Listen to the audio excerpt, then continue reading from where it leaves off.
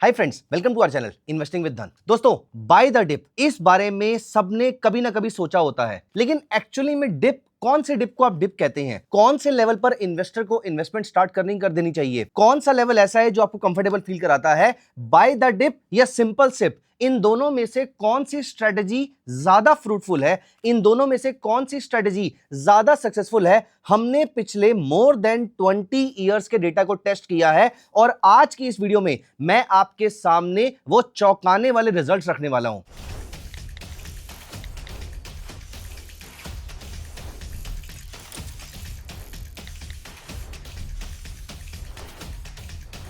दोस्तों, ज्यादातर लोगों को लगता है कि इन्वेस्टिंग तभी एक्साइटिंग होती है जब आप मार्केट को बीट कर पाते हैं। आपको पता है मैं किस टाइप के इन्वेस्टर की बात कर रहा हूं? दोस्तों, मैं बात कर रहा हूं ऐसे इन्वेस्टर की जो बोलता है भाई मैंने क्रैश के टाइम बाय किया था, जब सब लोग डरे हुए थे तब मैंने एंट्री ली थी। वो डिप मैंने उस अपॉर्चुनिटी को यूज किया था और मैंने एग्जैक्टली उसी डिप पे बाय किया था। ऐसे बहुत सारे लोग होते हैं और ऑनेस्टली सुनने में काफी कूल भी लगता है, क्योंकि regular SIP investing, SIP investing तो बिल्कुल भी कूल नहीं होती, बहुत ही बोरिंग होती है। हर महीने बैंक अकाउंट से ऑटोमेटिकली पैसे कट गए, म्यूचुअल फंड्स में चले गए, बस कहानी खत्म हो जाती है। ना कोई ड्रामा, ना कोई प्रेडिक्शन, ना एड्रेनलिन रश, सिर्फ और सिर्फ एक चीज विच इज कंसिस्टेंसी। और शायद इसी वजह से बहुत सारे इन्वेस्टर्स को एक पॉइंट के बाद लगता है कि उन्हें कुछ ज्यादा स्मार्ट करना चाहिए, या कम से कम ऐसा जो स्मार्ट फील तो होता हो, राइट? आपको भी कभी ना कभी ऐसा लगा ही होगा।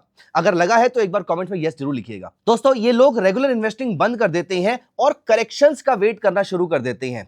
लॉजिक भी काफी सॉलिड है दोस्तों, मैं ये नहीं कह रहा कि लॉजिक गलत है, क्योंकि करेक्शन पे बाय करने पर आपको बेनिफिट एक्स्ट्रा हो सकता है। अगर मार्केट लॉन्ग टर्म में ऊपर ही जाता है तो मैं हर महीने एक्सपेंसिव लेवल पर बाय क्यों करूं? ये तो बहुत सिंपल सा लॉजिक है। क्रैश का वेट करके चीप वैल्यूएशन पे इन्वेस्ट करना ज्यादा सेंसिबल है, राइट? और ऑनेस्टली फर्स्ट ग्लांस में ये आइडिया बिल्कुल लॉजिकल भी लगता है। इसीलिए इसी थॉट प्रोसेस से मैंने अपनी रिसर्च यहां पे स्टार्ट करी और मैंने यहां पर कंपेयर किया दो इन्वेस्टर्स को, रादर मल्टीपल इन्वेस्टर्स को। इन्वेस्टर नंबर 1 जो कि है बिल्कुल boring SIP investor, SIP investor. Investor number 2 जो प्राइमरीली डिप की वेट करता है, तो उसको हम बोलते थे डिप इन्वेस्टर। तो एक हो गया सिप इन्वेस्टर, एक हो गया डिप इन्वेस्टर। दोस्तों, आपको एंड तक सुनने पर जो रिजल्ट्स आएंगे वो सुनकर मजा आ जाएगा, ये मैं आपको एश्योर कर रहा हूं। दोस्तों, इस एनालिसिस को जब मैंने अपने सिस्टम पे एआई को यूज करके रन किया, उसके लिए मैंने रेगुलर निफ्टी इंडेक्स नहीं लिया, मैंने निफ्टी का टीआरआई लिया। टीआरआई होता है Nifty total return index. Total return index में डिविडेंड्स इंक्लूडेड होते हैं और डिविडेंड्स लॉन्ग टर्म, क्योंकि मैंने 20-25 साल की बात करी है, तो लॉन्ग टर्म में डिविडेंड्स का रोल बहुत ज्यादा इंपॉर्टेंट हो जाता है वेल्थ क्रिएशन के लिए। इसीलिए मैंने टीआरआई लिया है, मैंने नॉर्मल इंडेक्स नहीं लिया है। मोस्ट लोग डिविडेंड्स को इग्नोर कर देते हैं, लेकिन जब वो री इन्वेस्ट होते रहते हैं, जब डिविडेंड्स री इन्वेस्ट होते रहते हैं, तो क्वाइटली लॉन्ग टर्म वेल्थ को काफी बूस्ट प्रोवाइड होता है। इसीलिए मैंने डिविडेंड के साथ वाला इंडेक्स लिया है। मैंने लगभग 22 साल का डेटा एनालाइज किया एंड ट्रस्ट मी, मैंने थॉरो एनालिसिस किया है। ऑलमोस्ट 2003 के आसपास से डेटा मैंने लिया है और 2025 के एंड तक का डेटा मैंने यहां पर कंसीडर किया है। इस पीरियड में ध्यान से सुनिएगा, इस पूरे पीरियड में ग्लोबल फाइनेंशियल क्राइसिस भी आया 2008 वाला, कोविड का पैनिक भी आया 2020 वाला, इन्फ्लेशन बहुत बार ऊपर गई, बहुत बार नीचे गई, इलेक्शंस और मल्टीपल बुल रन्स और मल्टीपल बियर रन्स भी सब साथ में इंक्लूड हो गया। दोस्तों, अब हम सेटअप को आराम से समझते हैं। एक पेपर पेन लेकर बैठ जाइए, और अदरवाइज पेपर पेन नहीं भी लेना है तो मेरी बात को बहुत ही ध्यान से सुनेगा, क्योंकि ये आपकी इन्वेस्टमेंट के प्रोसेस को पूरे तरीके से बदल सकता है। Yes, I mean it. दोस्तों, अगर हम बात करें एक एसआईपी के इन्वेस्टर की, एक सिप इन्वेस्टर मान लेते हैं कि हर महीने 12,000 पे इन्वेस्ट करता है, एक साल के अंदर 1,44,000 पे इन्वेस्ट करता है। ये मैंने डेटा निकाला कि ऑन एन एवरेज जो लोग हैं वो 10,000 के आसपास की एसआईपी करते हैं, क्योंकि मेरा पीरियड लंबा था, तो अभी इस समय लोग ज्यादा की इन्वेस्टमेंट कर रहे हैं, पहले कम किया करते थे।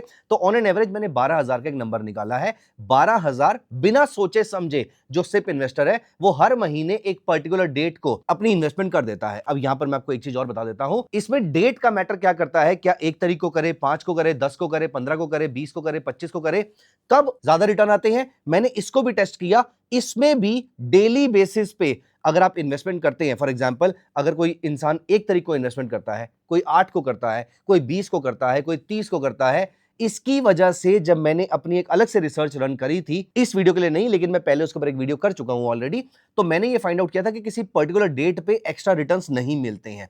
इसीलिए मैंने यहां पर एज्यूम किया कि हर ट्रेडर या हर इन्वेस्टर जो है हमारा वो एक तरीके को इन्वेस्टमेंट कर रहा है। दूसरी साइड एक दूसरा इन्वेस्टर है, उसको हम बोलते हैं डिप इन्वेस्टर। डिप इन्वेस्टर जो है वो इमीडिएटली इन्वेस्ट नहीं करता है। तो डिप इन्वेस्टर क्या करता है? डिप इन्वेस्टर इस 12,000 पे जो हर महीने के पैसे हैं उसको लिक्विड फंड में डाल देता है। लिक्विड फंड में उसको मोटा मोटा ऑन द हायर साइड मैं मान लेता हूं कि उसको 6% के आसपास का एनुअल रिटर्न मिलता रहता है। यह पैसा हर महीने एसआईपी की फॉर्म में मार्केट में नहीं जाता है, यह सिर्फ मार्केट के करेक्शन की वेट करता है। अब दोस्तों यहां पर जब मैंने डिप इन्वेस्टर्स लेने थे तो मेरे पास पहला क्वेश्चन यह था कि कितने डिप को डिप माना जाए। मैंने यहां पर 4 टाइप के डिप को डिप माना है, 5%, 10%, 15% और 25%। तो बेसिकली मैंने डिफरेंट करेक्शन लेवल्स को टेस्ट किया है। एक इन्वेस्टर 5% के बाद बाय करता है, दूसरा इन्वेस्टर 10% करेक्शन का वेट करता है, 6%, 7%, 8% में इन्वेस्टमेंट नहीं करता है, तीसरा है जो 15% का वेट करता है, और चौथा जो एक्सट्रीमली पेशेंट इन्वेस्टर है जो सिर्फ तभी इन्वेस्ट करता है जब मार्केट में प्रॉपर पैनिक हो, मतलब ऑल टाइम हाई से 25% से ज्यादा की करेक्शन आ जाए। जब भी ऐसी करेक्शन आती है accumulated cash gradually equity markets में डिप्लॉय हो जाता है। ये मेरी यहां पर एजम्पशन रही। अब यहां पर एक इंपॉर्टेंट डिटेल है जो आपके लिए जानना बहुत जरूरी है।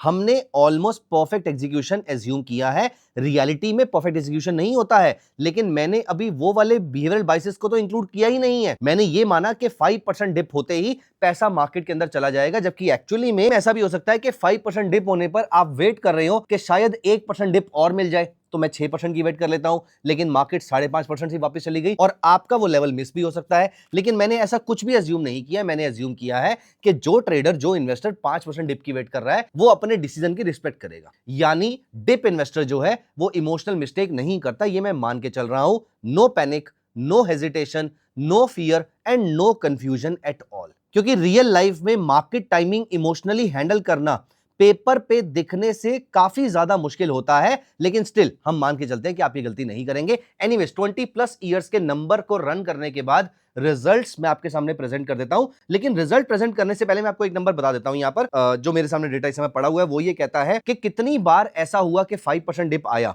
तो अप्रोक्सीमेट नंबर ऑफ अकरेंसेस जब 5% डिप आया ऑल टाइम हाई से, ऐसे अप्रोक्सीमेटली 30 टाइम्स हुआ है निफ्टी के अंदर। ये नॉर्मल मार्केट के पुलबैक्स होते हैं। 10% जो डिप आए हैं वो अप्रोक्सीमेटली पिछले 20-22 साल के अंदर 14-15 बार के आसपास आए हैं। ये एक हेल्दी करेक्शन मानी जाती है। देन 15% से ऊपर का जो डिप आया है वो 7-8 बार के आसपास आया है, इसे हम शार्प करेक्शन का नाम देते हैं। और 25% से ऊपर जब मार्केट बियर मार्केट में चली जाती है, जब मार्केट बियर मार्केट में कन्वर्ट हो जाती है, ऐसा 3 से 4 बार हुआ है। अब मैं आपको इसके कुछ एग्जांपल्स भी दे देता हूं। जैसे मई 2004 में इलेक्शन का शॉक आया था। देन मई से जून 2006 में ग्लोबल एफआईआई का सेल ऑफ आया था, मार्केट 30% के आसपास तक नीचे गई थी। ये हमारे चौथे वाले इन्वेस्टर ने भी बाय किया था।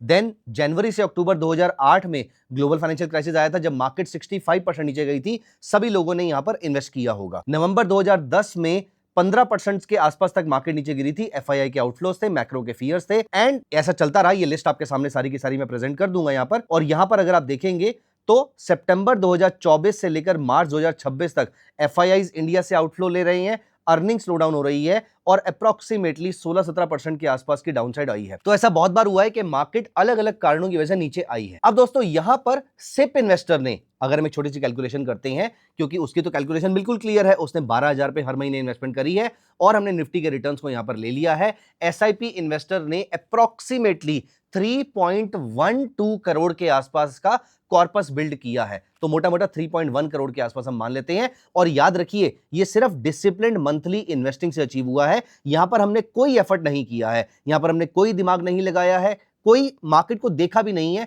सिर्फ हर महीने बिना किसी स्ट्रेस लिए हम ये इन्वेस्टमेंट करते रहे हैं। अब अगर हम डिप के बायर्स को यहां पर देखते हैं तो 5% करेक्शन पे जिस इन्वेस्टर ने बाय किया उसने कितना कमाया होगा, जल्दी से मुझे गेस करके बताइए, क्योंकि उसने तो डिप पे बाय किया है। तो आप मुझे बताइए, उसने 3.5 करोड़ कमाया होगा, 4 करोड़ कमाया होगा, 5 करोड़ कमाया होगा, कितना कमाया होगा? You will be surprised to know उसका टोटल रिटर्न था, उसका टोटल कॉर्पस जो बना वो बना 3.18 करोड़। 3.12 करोड़ से सिर्फ 3.18 करोड़, जबकि इसने मार्केट को रेगुलरली देखा है। 10% करेक्शन वाले ने कितना कमाया होगा? इसने तो डेफिनेटली कमाया होगा, राइट, क्योंकि इसने तो काफी हैवी करेक्शन पे बाय किया है। इसने कमाया सिर्फ 3.2 करोड़ के आसपास। दोस्तों 15% करेक्शन, और मैं आपको बता दूं 10% करेक्शन वाले ने जीरो करेक्शन वाले से ज्यादा बार मार्केट को देखा होगा, मार्केट का स्ट्रेस भी लिया होगा और बहुत बार सोचा भी होगा। 15% करेक्शन वाले ने तो डेफिनेटली बहुत बार कमाया होगा, राइट? और यस, इसने बहुत ज्यादा पैसे कमाए, लेकिन कितने?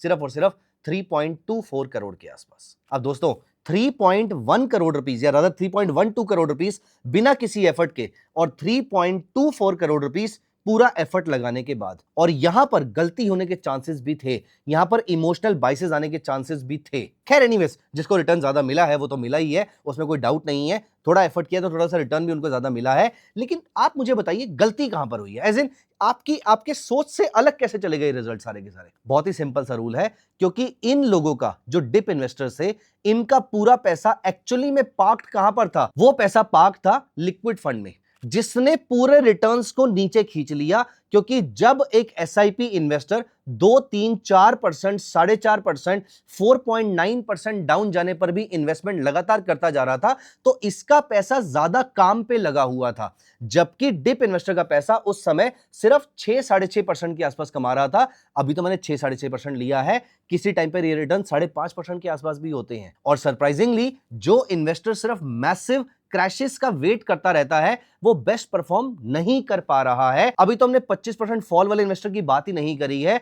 एनी गेसेस उसका कॉर्पस कितना रहा होगा? दोस्तों उसका कॉर्पस रहा सिर्फ 3.15 करोड़ के आसपास, almost as good as SIP investor. Reason, market ज्यादा टाइम, मेरी बात को ध्यान से सुनिएगा क्योंकि ये सबसे इंपॉर्टेंट पॉइंट है। और ये पॉइंट ऐसा है, अगर आप इसको सोच लेंगे तो आपको इन्वेस्टमेंट के टाइम पर कभी भी डर नहीं लगेगा। दोस्तों मार्केट ज्यादा टाइम गिरता नहीं है, मार्केट स्पेशली इंडियन मार्केट ज्यादा टाइम ऊपर रहता है। हम ऐसी स्लोइंग इकोनॉमी में नहीं है जहां पर हम जापान में रह रही हो, जहां पर आपकी मार्केट्स लंबे पीरियड तक रिटर्न ना दे रही हो। हमारी एक कंजम्पशन इकोनॉमी है, एक ग्रोइंग इकोनॉमी है, और जब तक ये ग्रोथ होती रहेगी, जब तक आपकी कंट्री में कंजम्पशन चलती रहेगी, तब तक आपका जीडीपी ग्रो करता रहेगा। तो दोस्तों ये बात हमें याद रखने की जरूरत है कि मार्केट ज्यादा टाइम गिरता नहीं है, मार्केट ज्यादा टाइम ऊपर रहता है। अब एक सेकेंड रुक के सोचिए, इसका एक्चुअल मतलब क्या है? सालों तक मार्केट ट्रैक करने के बाद, हेडलाइंस फॉलो करने के बाद, बड़ी बड़ी रेड कैंडल्स का वेट करने के बाद और स्मार्ट बाइंग करने की कोशिश करने के बाद डिफरेंस हार्डली नोटिसेबल है, और वो भी बिल्कुल आइडियल कंडीशंस में। ऐसा क्यों होता है? क्योंकि मार्केट शार्पली गिरने से ज्यादा बार शार्पली ऊपर जाती है, स्पेशली जब हम इंडियन मार्केट्स की बात करते हैं। लॉन्ग टर्म वेल्थ क्रिएशन का मेजर पार्ट कुछ पावरफुल रैली डेज में ही होता है। अगर आपका पैसा साइड में क्रैश का वेट कर रहा है, तो आप अक्सर उन एक्सप्लोसिव रिकवरी पीरियड्स को मिस कर देते हैं जहां पर मार्केट शार्पली ऊपर जाती है, और मार्केट्स रिकवर भी लोगों की एक्सपेक्टेशन से बहुत फास्ट करती है। और ये बोलते ही मुझे कोविड का पीरियड याद आ जाता है, आपको भी याद आ ही गया होगा। फियर अनबिलीवेबल था, लोग जेन्युइनली सोच रहे थे कि फाइनेंशियल सिस्टम कोलैप्स हो सकता है। इवन 2008 में भी लोग यही सोच रहे थे, लेकिन रिकवरी इतनी फास्ट हुई कि बहुत सारे इन्वेस्टर्स को अपना सेव्ड कैश प्रॉपरली डिप्लॉय करने का टाइम ही नहीं मिल पाया। फॉर्चुनेटली मैं उनमें से नहीं था, मुझे प्रॉपर टाइम मिला, मैंने वहां पर इन्वेस्टमेंट की। I only consider my self lucky. लेकिन ये एक डिप की बहुत बड़ी हिडन प्रॉब्लम होती है। जैसे आज जब मैं वीडियो रिकॉर्ड कर रहा हूं, अभी भी डिप है, लेकिन मेरा कुछ पैसा भी साइडलाइन पे रखा हुआ है, वो कुछ खास पैसा रिटर्न अर्न नहीं कर पा रहा है। अब आपको लगता है कि आप पेशेंट हैं, लेकिन कभी कभी पेशेंस क्वाइटली अंडर इन्वेस्टमेंट में कन्वर्ट हो जाती है। एक और चीज लोग इग्नोर कर देते हैं, आइडियल कैश स्लोली कंपाउंड करता है। अगर आपका पैसा 6% पे ग्रो कर रहा है और इक्विटी मार्केट्स लॉन्ग टर्म में 12-13% कंपाउंड कर रही है, तो 15 से 20 साल में ये गैप बहुत ही मैसिव हो जाता है। तो हां, करेक्शंस में बाय करना रिटर्न्स को थोड़ा इंप्रूव तो कर सकता है,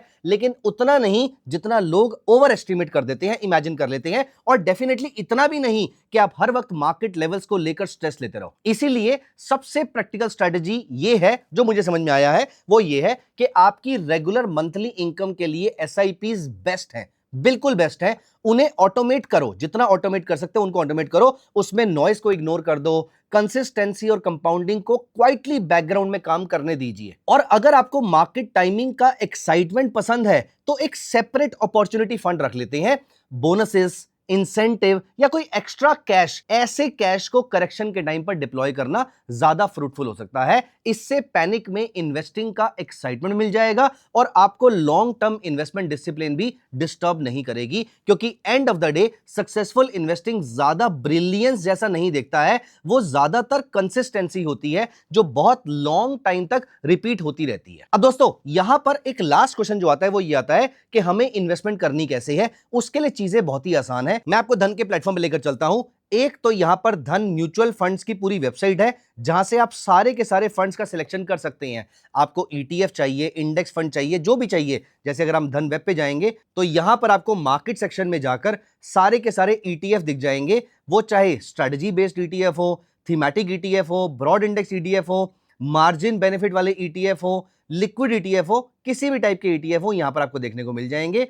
कमोडिटीज और ग्लोबल मार्केट के ईटीएफ भी यहां से आप इन्वेस्टमेंट कर सकते हैं अपनी। अपार्ट फ्रॉम दिस यहां पर धन म्यूचुअल फंड्स की वेबसाइट है जिसके थ्रू आप जैसे मर्जी चाहे म्यूचुअल फंड का सिलेक्शन कर सकते हैं। नॉट जस्ट दिस, आप यहां पे मल्टीपल फंड्स को कंपेयर भी कर सकते हैं, जैसे बंधन स्मॉल कैप फंड हो गया, Invesco India small cap fund हो गया, bank of India small cap fund हो गया। ये नीचे 3 फंड्स आ रहे हैं, कंपेयर नाउ पे क्लिक कीजिए, आपके सामने सारा डेटा आ जाएगा। अब यहां पर कुछ ऐसी चीजें हैं जो मैं आपको डेफिनेटली बताना चाहूंगा, जैसे कि यहां पर अगर हम धन वेब पे चलते हैं और मुझे पर्सनली ऐसा लगता है कि मैं निफ्टी के ईटीएफ में इन्वेस्टमेंट करना चाहता हूं, लेकिन अभी भी ये सारी स्टोरी सुनने के बाद भी मुझे ऐसा लगता है कि 5% डिप पे मुझे एक्स्ट्रा इन्वेस्टमेंट करनी है। मेरी जो एसआईपी चल रही है वो मैं चलने दूंगा, लेकिन मुझे एक्स्ट्रा इन्वेस्टमेंट भी करनी है। अब मैं यहां पर क्या करता हूं, तो मैंने यहां पर टाइप किया निफ्टी ईटीएफ कोई भी, यहां पर मैं आया और इसको मैंने यहां पर ऐड कर लिया। ये मेरी वॉच लिस्ट में आ जाती है। अब यहां पर देखिए, मैं इसका एक फॉरएवर ऑर्डर लगा सकता हूं, मैं इसकी एक सिप स्टार्ट कर सकता हूं, और वो भी कैसे,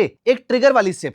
यहां पर मैंने बोला जब कभी भी निफ्टी 20 जिस दिन 1% नीचे जाती है उस दिन, या 2% नीचे जाती है या 3% नीचे जाती है, ऐसे टाइम पर मेरे लिए 100 शेयर, या ऐसे टाइम पर मेरे लिए 10,000 रुपए में राउंड नंबर जितनी भी ये वाले यूनिट्स आएंगे वो सारे मेरे लिए ऑटोमेटिकली बाय हो जाएंगे। ये मेरी कंडीशनल सिप हो जाती है। देन अपार्ट फ्रॉम दिस मैं ये भी चेक कर सकता हूं कि मैं इंडेक्स के बेसिस पे जिस दिन निफ्टी डाउन है 3% उस दिन मुझे 10,000 रुपए की ये निफ्टी ईटीएफ परचेस करना है, या अगर मेरा पोर्टफोलियो डाउन है फॉर एग्जांपल 50% के आसपास, 10% के आसपास, 2% के आसपास, तो मैं यहां पर 1 लाख रुपए का ये वाला ईटीएफ इन्वेस्ट करना चाहता हूं, मैं इस तरीके से भी इसकी इन्वेस्टमेंट कर सकता हूं। और यहीं पर मैं अपनी धन ऐप पे आ जाता हूं। यहां पर आपके सामने मल्टीपल फंड्स अवेलेबल हैं, आप किसी भी फंड में जाके इन्वेस्टमेंट कर सकते हैं। यहां पर आपके सामने रेटिंग दे रखी है, किसी फंड की 5 स्टार रेटिंग है, किसी की 4 स्टार रेटिंग है। मैं यहां पर इसको क्लिक कर लेता हूं। यहां पर आपके सामने वैल्यू रिसर्च और मॉर्निंग स्टार दोनों की रेटिंग आपके सामने आ जाती है, और यहीं से आप इनके रिटर्न्स को कंपेयर कर सकते हैं। यहां पर इसके एक्सपेंसेस चेक कर सकते हैं, और आप यहीं से अपने पैसे की इन्वेस्टमेंट चाहे तो एसआईपी की फॉर्म में या फिर लमसम की फॉर्म में। और सबसे इंटरेस्टिंग चीज जो मुझे लगता है कि आपको करनी ही चाहिए वो है सिप प्लस। सिप प्लस का मतलब क्या है, ये आपकी स्टेप अप सिप है। स्टेप अप सिप का मतलब होता है कि 5,000 रुपीज की फॉर एग्जांपल आप सिप कर रहे हैं, आप चाहते हैं कि हर 6 महीने में मैं 500 रुपए इसके अंदर ऐड करना चाहता हूं। अब आप कौन सी डेट को करना चाहते हैं वो आप मेंशन कर सकते हैं। वो बात और है कि मैंने अपनी रिसर्च के अकॉर्डिंग आपको बताया कि डेट्स मैटर नहीं करती हैं। आप चाहें तो डेट ऑफ द मंथ को सिप लगा सकते हैं, आप चाहें तो डे ऑफ द वीक पे सिप लगा सकते हैं, या फिर आप चाहें तो यहां से डेली सिप का भी ऑप्शन है। आप डेली भी फॉर एग्जांपल 500 रुपीज की सिप यहां से कर सकते हैं। तो डेली करनी है, वीकली करनी है या मंथली करनी है, ये सब कुछ आपके सामने है। तो चाहे कंडीशनल सिप करनी है, स्टेप अप सिप करना है या फॉरएवर ऑर्डर लगाना है, ये सारी की सारी चीजें आपके पास धन ऐप और धन वेब पे अवेलेबल है। तो दोस्तों आई एम वेरी श्योर आपको सिप और डिप का डिफरेंस समझ में आ गया होगा। किस टाइप से इन्वेस्टमेंट करने पर आपका आरओआई सिग्निफिकेंटली इंप्रूव हो सकता है, या कितनी आपकी एक्सपेक्टेशन होनी चाहिए, ये सारी बातें आपको समझ में आ गई होंगी। आई एम वेरी श्योर ये वीडियो आपको पसंद आई होगी। अगर हाँ तो प्लीज मेक श्योर कि वीडियो को लाइक कर दीजिए, चैनल सब्सक्राइब कर लीजिए, और इस पूरे कॉन्सेप्ट को लेकर आपके माइंड में कोई भी डाउट है, कोई भी क्वेश्चन है, तो प्लीज कमेंट्स में लिखिएगा। I be very happy answering all your questions. मिलते हैं अगली वीडियो में। Bye bye, take care of yourself. Investments in the securities market are subject to market risk. Read all the related documents carefully before investing.